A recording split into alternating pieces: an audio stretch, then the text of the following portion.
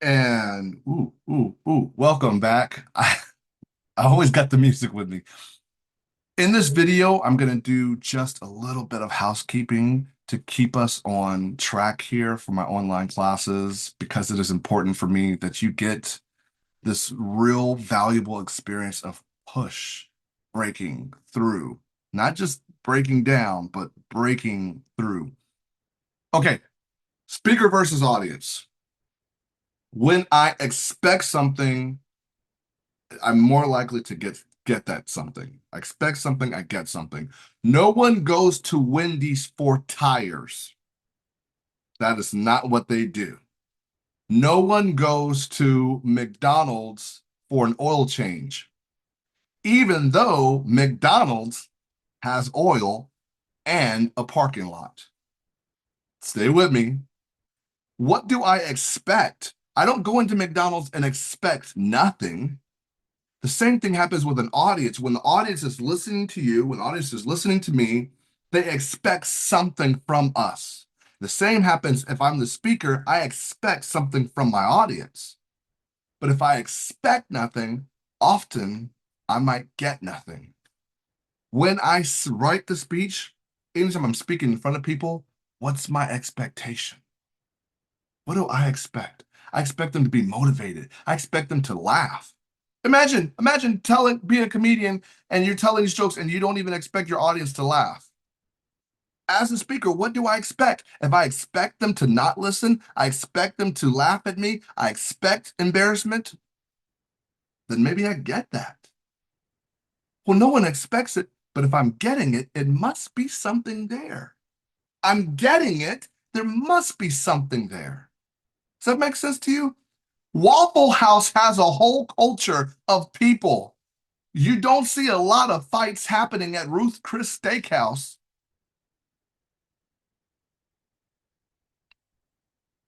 How else? How else can I make it make sense?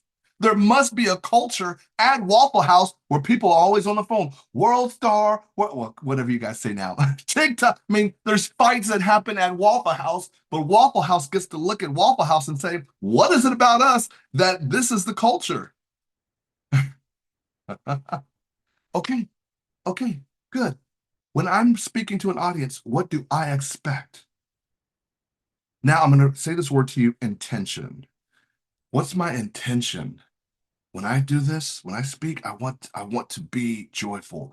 I want to be motivating. I want to be confident, not more confident. Students will say, "Well, I just need to be more confident." Well, you're not confident now. Just be confident. Be confident. Be joyful. Be encouraging. Be unapologetic. Be bold. Be inspiring. Be lightning. Be electric. Be fire in a bottle. I don't know. You choose. But I'm going to be that thing such that people experience that in my speech. If I'm nervous, they experience nervous. If I'm frustrated, they experience the frustration. Remember, when I squeeze the ketchup bottle, what comes out? When I get up there in front of people and I'm speaking and I get squeezed, I get the pressure, I feel the tension, what comes out? Nervousness, frustration. Sometimes people say, well, I just want it to be over. Yeah, own that. Then when I'm speaking, I just want it to be over. The audience is feeling that same thing. Man, I wish that person would hurry up and finish. This isn't good at all. What do I expect? In the face-to-face class, there's lots of on the first day, the I would like to introduce to you, there's lots of so's, likes, and I'll just be in the back, writing them down. And then I'll call it out at the very end of the class. Daniel, Robert,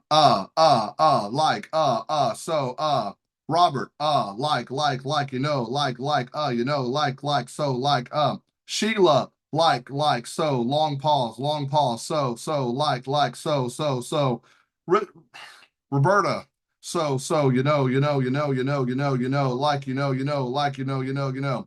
On the online class, I don't get to just do that as much. I did post them in your comments, whatever I heard. Anytime I heard anytime I heard anytime I heard or experienced a long pause. Generally, people on the online classes don't have as many because the pressure is lower. And I've been on this journey of creating high pressure, intense pressure, not to break you down, but to break you through. And I think you can almost double whatever you got on the I would like to introduce to you, double that. And I would probably say now we're playing with a real number for what you probably would have done face to face. I can't guarantee that, but generally speaking, they're a lot higher in the face to face. And when I'm submitting a video online, I can do it multiple times. I don't know how many videos you did before I see the final product. That's also part of the game. Why do we say where does it come from? Where does it even come from? When we're younger, where were you? Our parents will say, where were you? And as we get older, your partner takes your phone. Who is this?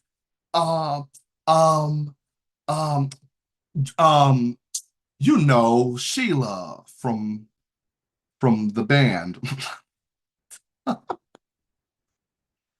But the goal is to find ways to be present about it. The good thing about this class is I'm going to help you remove so, like, and long pause. The bad thing about this class is you will now start to notice everyone else's so, like. It will not fail. Even after you've watched this video and gone through this first couple of weeks, you'll start to notice everyone else's likes and so's and and. And that to me is the first step. Just acknowledging it. Ooh, I say a lot. I say like a lot. I say so a lot. Whatever your thing is. For me, I'll never say in a speech. Rarely would say like. I might say so. So's been one that's been challenging. And even then I've removed so and I've replaced it with right. And even now that has become the crutch word. The goal of this game is control, such that I'm not dependent upon like, I'm not dependent upon it. I'm not shackled. Come on, I'm not shackled to, well, I don't know what else to use. The goal of this guy's breaking through. Well, then maybe your first breakthrough is in your vernacular, in your vocabulary, increasing it, making it insurmountable, finding a plethora of words that I can use that I'm not held minuscule, I'm not held small to like. So, um, you know, filling the words with purpose. The long pause, we'll talk about pauses, but a lot of times the long pause is because I've lost what I want to say. Well, today, um, so like me, like you, okay, so like me, when I, yeah, do you feel that? Whoa, come on, we've lost you. Come back to the multiverse here. There's a glitch. We've lost you. Part of our first step is of having a breakthrough in control and mastery. Woo, mastery over language. What's powerful? What's stronger than so? What's stronger than like? Powerful, vivid words. The next thing, got some ideas here, and actually, I'm going to talk about that. Eye contact. I love that. That's my stretch, and it's your stretch right now too. Eye contact. When I'm reading, reading is for personal consumption.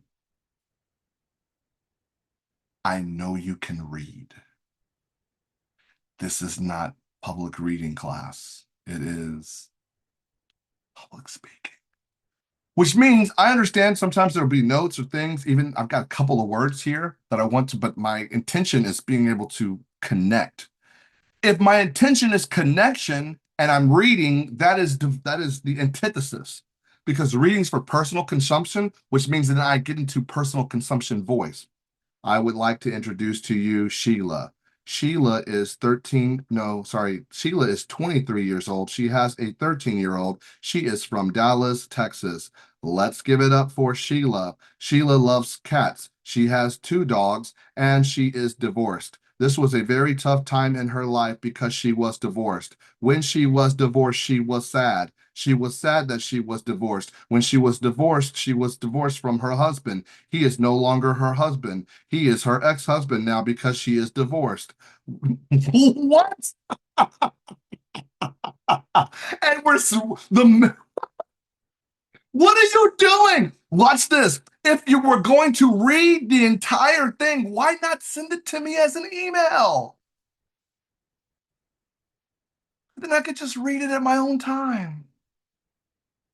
Spoiler alert, I wouldn't even read it at all. Yeah. How does that make you feel? That you did all that writing and you did all that reading and there was no connection made. If I want to make a connection with my audience, if I want to be relatable, reading is not the answer. It's okay to have a couple of notes, a couple of ideas. I get that. Soon I want you to just have it here or here. But reading the entire thing word for word, that's the fastest way to create distance with my audience.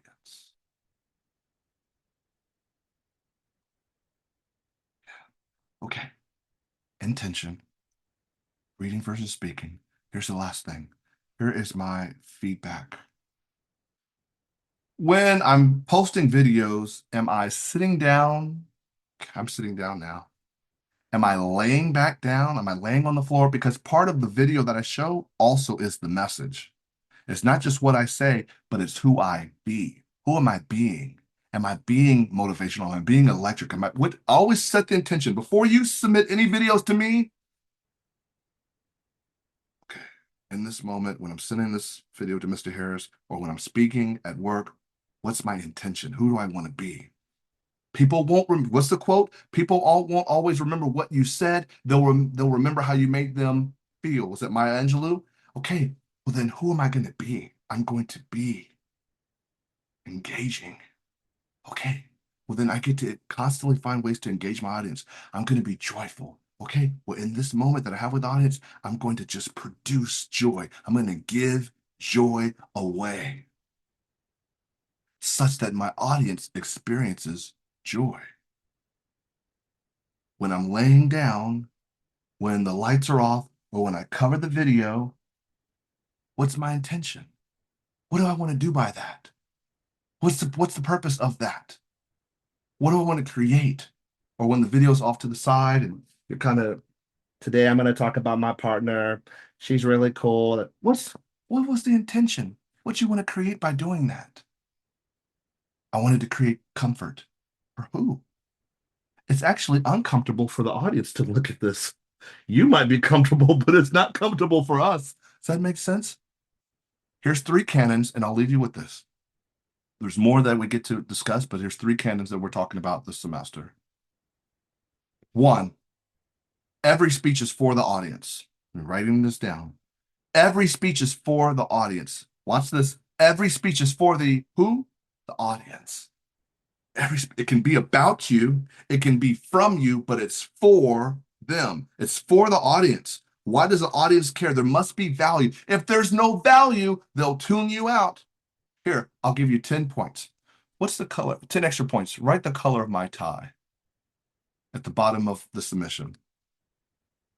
Now, some people who tuned me out before, they didn't listen, they didn't hear any value at all. They never even got past this. I don't even know what time we're at right now. But if there's no value, the audience will tune you out. Talk about yourself. Talk about things that are personal, things you're passionate about. I love that. And also with the intent that there's value for my audience that they can connect to, that they can relate with. Every speech is for the, say it out loud. Every speech is for the, louder than that. Every speech is for the, yeah. Ooh, there you go. Number two. There's no wrong when it's on purpose. There is no wrong when it's done on purpose. There is no wrong when it's done on purpose. Yeah, pushing yourself. Let me try it this way. Let me try this video this way. Let me speak to the people this way. Whatever it is, there's not necessarily one fatal blow in this class of many speeches that's going to be the end all. I tell my students, just try it. Just see what else has worked. Have the lights off, have the lights on, be outside, be inside, dress up, dress down. Whatever the case is, if I'm going to do it on purpose, if I said everybody, it's now that we've been on this Zoom run, but even for your face-to-face speeches, Everybody raise your hand. Okay, well, what's the purpose of that? If I said, everyone say hooty hoo, hooty hoo. Okay, now we're going to talk about diarrhea. What? What? That doesn't make any sense. But if I said, I want everybody to sit on the floor. Imagine everybody gets out on their floor and said, okay, I want to introduce you to Tina. And Tina was at the lowest point of her life. But then she found art, and art was her why. Art was the reason she got back up. Now, everybody stand up. You all are standing up because I told you to. But Tina stood up for herself when no one was around, right? Okay, well, there's some purpose there. You decide how that looks, even on this Zoom world. What is it? How does it appear for you when there's no wrong when it's on purpose? I'm your audience. What do you want me to do? I'll do it. Hey, everyone, get out your keys. Or Mr. Harris, get your keys out. Okay, I'll actually get my keys out. Or get a sheet of paper. I will go get a sheet of paper. We're gonna fold it up. We're gonna do this. How can I engage my audience? I'm here. We're here. How can I make there be value for them? Number three, or let me go back to number one. Number one, every speech is for the audience. Number two, there's no wrong when it's on purpose. Number three, you don't have to do this. You get to do this. When you're sending me messages of, do I have to? You don't have to do anything. You can just take a zero. You just take a zero. I don't have to show up to work. I can just not eat and be on I can just not have an apartment. I can. I get to do this. I don't have to do this. I get to do this. Speaking is not the obstacle. Speaking is an opportunity. Come on. Speaking is just a thing. It's just a thing. What do I bring to it? Watch this. Many of us have made public speaking a mountain. If I make speaking this big, powerful mountain, some people will look at the mountain and say, oh, I'd never climb that. I don't want to die. I'd fall off. Other people will look at that same mountain and say, wow, look how cool it'd be to climb to the top. Yeah, that's a challenge. I want to climb that challenge. Other people say, I can't wait to get to the top. And then I'm going to post on Instagram 2024, living my best life. I can't even see the haters from my elevation. I don't know. I don't know. But the mountain is neutral. The mountain has no feelings about me, about you. The mountain doesn't have any feelings. The mountain's neutral. It's only what I bring to the mountain. Public speaking is the same way. It's just a thing. What do I bring to it? Do I bring the excitement? Do I bring the energy? What am I bringing to it? Yeah, what am I bringing to it? I hate washing dishes. Hate's such a strong word. I loathe washing dishes. But I remember as a child, a couple of times my sister and I would blast some Michael Jackson and we'd be in there washing the dishes and dancing, having fun. Then we start filling it. Now we're starting to mop. This is before Swiffer. We're actually mopping and sweeping the floor and wiping off the countertops. What changed? My perspective, the atmosphere, the energy, my mindset, the lens, because dishes are still dishes. I'm 40 years old. I still don't enjoy washing dishes. But my attitude changed towards it. My perception, my perspective changed. Speaking's the same way. Speaking will always be just a thing. What is it that I bring to the table? All righty. We'll consider this lecture number one. I've said a lot of different things in this video. I'm going to create an assignment right now based off of things that I've said to make sure that you're paying attention, see what had value for you. Alrighty.